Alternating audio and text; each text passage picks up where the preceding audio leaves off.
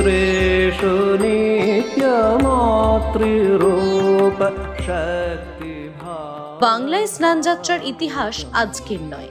এই দিনটিতেই বেলুড় মঠে হয় এক বিশেষ পুজো, আত্মারাম রূপী স্বয়ং ভগবান শ্রী রামকৃষ্ণের পুজো। স্নান করানো হয় এই যুগের জীবন্ত জগন্নাথকেও।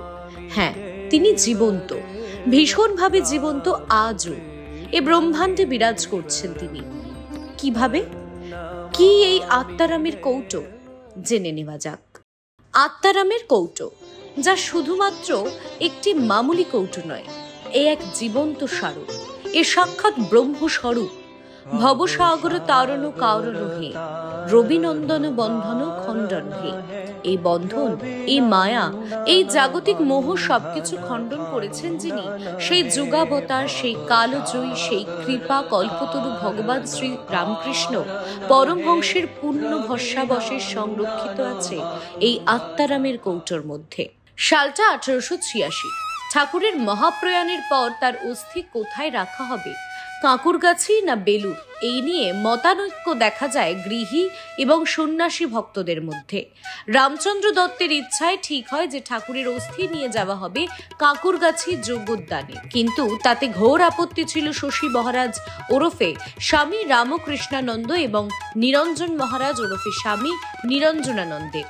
পরে স্বামীজির তত্ত্বাবধানে গোপনে একটি কলসে করে অস্থির খানিক অংশ বাগবাজারে বলরাম বসুর বাড়িতে পাঠিয়ে দেওয়া হয়, কিন্তু অবশেষে তা পুনরায় এসে পৌঁছায় গঙ্গাপাড়ি বেলুড় মঠে। 1898 সালের 9 ডিসেম্বর গঙ্গার পশ্চিম তীরে প্রাণ পেল আজকের বেলুড় মঠ। গঙ্গা তীরে নতুন মঠে এক বেলগাছের নিচে বসে সেদিন স্বামীজি ঠাকুর স্বরূপ আত্মারামের কৌটোকে পুজো করে পায়েস নিবেদন করেন।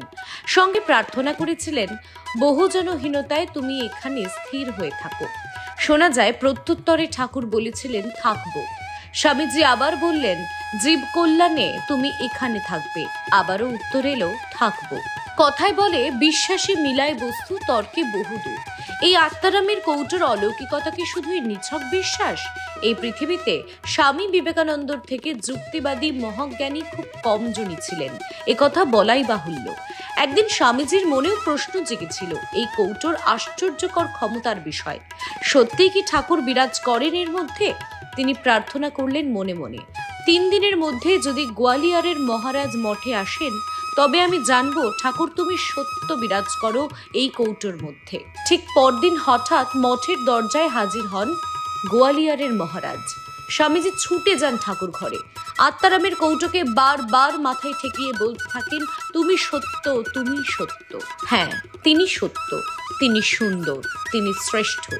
তাই তো আজও প্রতিদিন নিয়ম করে বেলুড় মঠে পূজিত হন আত্মারামের কৌটোরূপে স্বয়ং ঠাকুর শ্রীরামকৃষ্ণদেব।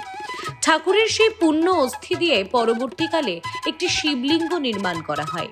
আসল কৌটোটি রাখা আছে ঠাকুরের ঘরে, লোকচক্ষুর অন্তরালে। ঠাকুরের জন্মতিথি, মহাষ্টমী এবং এই স্নানযাত্রার দিন স্বয়ং ঠাকুর স্বরূপ শিবলিঙ্গটিকে বিশেষ পুজো করা হয়। আজও বেলুড় মঠ এক নিঃশব্দ সাক্ষ্য হয়ে আছে ঠাকুরের জীবিত উপস্থিতির। দিন শুরু হয়, দিন ফুরায়, পঞ্চভূতে বিলীন হয়েও চিরন্তন হয়ে থেকে যান প্রাণের ঠাকুর। শুভমদের রিপোর্ট, নিউজ পোল বাংলা।